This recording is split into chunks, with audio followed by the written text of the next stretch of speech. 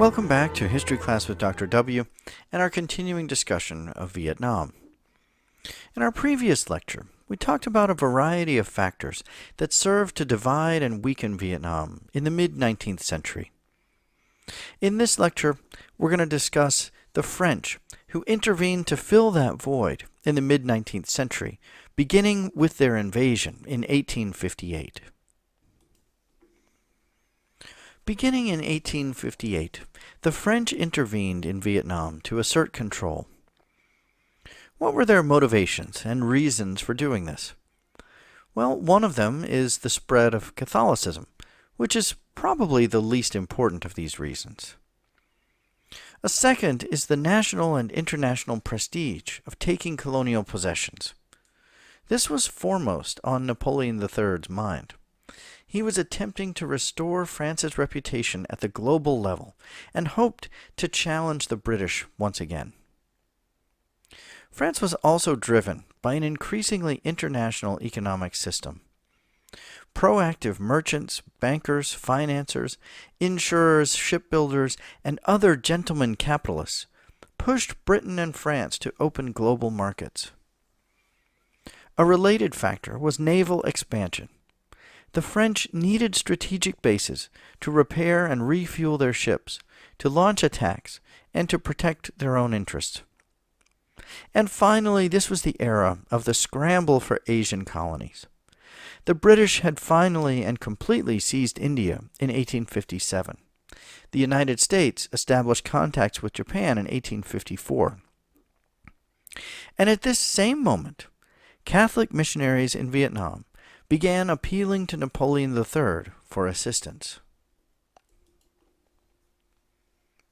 The spark that ignited the French attack came in 1857, when Emperor Tu Duc had two Spanish Catholic missionaries executed. Together, the French and Spanish retaliated for this attack and initiated other attacks in 1858, launching attacks from Shanghai in China to Saigon. French forces took Saigon in 1859 and began to push into the countryside from there.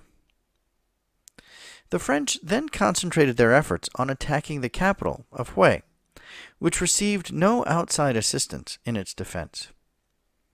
Eventually, the city could hold out no longer, and in 1862, the Hue court signed the Treaty of Saigon, ceding to the French 3 eastern provinces of Vietnam.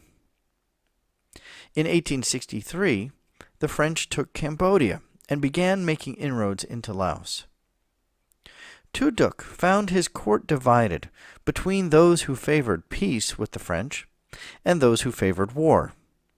When he agreed to the Treaty of Saigon in 1862, many Vietnamese were angered that he had surrendered.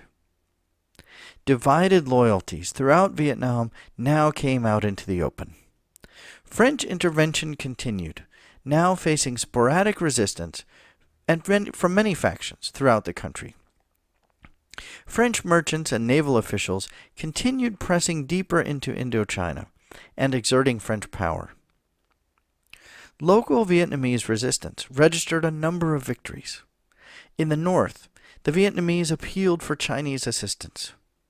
Chinese guerrilla warriors, who had their own beef with the French, known as the Black Flags, joined the resistance.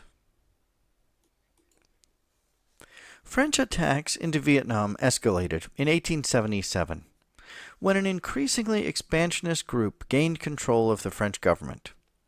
Leading the way was Jules Ferry, one of France's most celebrated leaders, and French Prime Minister from 1880 to 1885. Ferry was France's most vocal colonial advocate. He believed taking colonies would revive the French economy, which lagged beginning in the 1870s. In addition to economic and national interest, Ferry added the notion of the white man's burden to French expansionism. While couched in terms of civilizing and uplifting indigenous peoples, it relied on brute force. The French thus joined a global movement in the age of social Darwinism. The strong survive, the weak are pushed aside. This was the age of expansion for Britain, France, the Dutch, the United States, and a handful of other imperial powers. There was a fascination with indigenous conquered people and their artifacts. In 1881, French naval officer Henri Rivière led a force to Hanoi, which he conquered for a brief time. Vietnamese, Black Flag, and Chinese forces soon overwhelmed Rivière and routed them. Much like the massacre of George Custer and his men at the Battle of Little Bighorn, the slaughter of Rivière and his force became a rallying point for French conquest of Vietnam. With renewed vigor, the French sent wave after wave of attacks against Vietnam.